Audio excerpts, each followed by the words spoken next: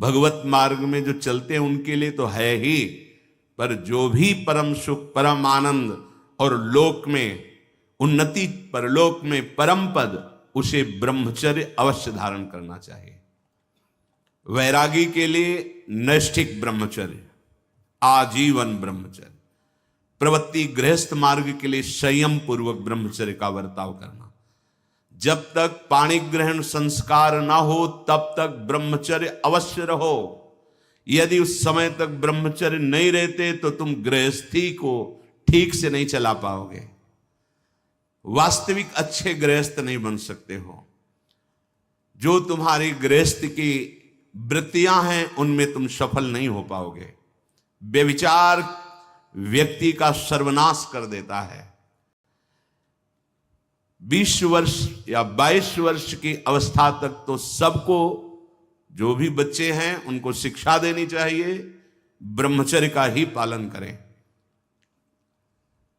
बहुत सुंदर खेती गेहूं की लहलहाती हुई है, और देहाती भाषा में उसे गलेत कहते हैं। गलेत मतलब बाली निकलने को है।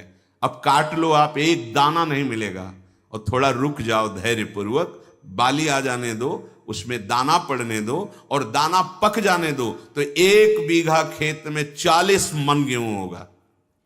ऐसे ही जो आप 13-14 वर्ष की अवस्था से आपके अंदर परिवर्तन होता है, एक भोगाकर्षण होता है सबके अंदर जो इस भूमि में जन्मा है, या भगवान या भगवत प्राप्त महापुरुष कारक पुरुष, उसकी बात तो अलग है। अन्यथा जो भी जन्मा है, जहां 12, 13, 14 वर्ष की अवस्था होती है तो काम वेदना जागृत होने लगती है।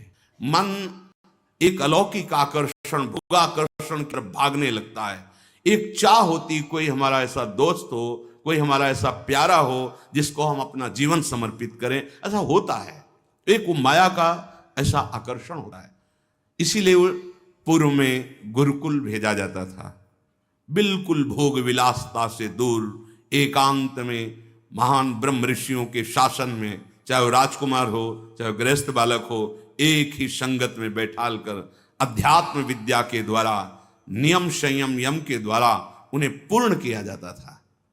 उनका ज्ञान पूर्ण, उनका संयम पूर्ण, विचार उनका सत्य, फिर वहां निर्णय लिया जाता था। अब मैं आजीवन नैष्ठिक ब्रह्मचारी रहकर संन्यास लूंगा, अब मैं गृहस्थ में जाऊंगा। दोनों की पद्धतियां थी। गुरुजनों को संतुष्ट करके एक विरक्त मार्ग में चले जाते, गृहस्थ मार्ग में। जो गृहस्थ मार्ग में जाते, पाणी ग्रहण हुआ, उसमें भी गुरुकुल में रहकर शिक्षा मिली है। कब, कैसे, किस विधान से हमें ब्रह्मचर्य का गृहस्थ में प्रयोग करना है। ऐसा नहीं कि मनमानी व्यभिचार प्रवृत्ति। यहां तो अब शास्त्र, संयम, गुरुजनों की आज्ञा, इनका तो कोई महत्व ही नहीं रह गया है।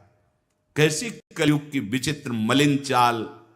जिस अवस्था में असंग रहकर विद्या का अध्ययन करना, स्वास्थ्य वर्धक चेष्टाएं करके स्वस्थ होना, समाज सेवक, देश सेवक, परिवार को सुख पहुंचाने वाला आचरण, अध्यात्म विद्या का ज्ञान, वहां छोटे से ही भोग वासना प्रवृत्ति की बढ़ोतरी, वो दोस्ती, विपरीत भावनाएं, व्यसन। समलो भाई, सबसे हाथ जोड़ के कह रहा हूं, बहुत कीमती आपका जीवन है। जिस जीवन को छोटे छोटे बच्चे गांजा, भांग, अफीम, ड्रग्स, चरस, ये क्या हो रहा है?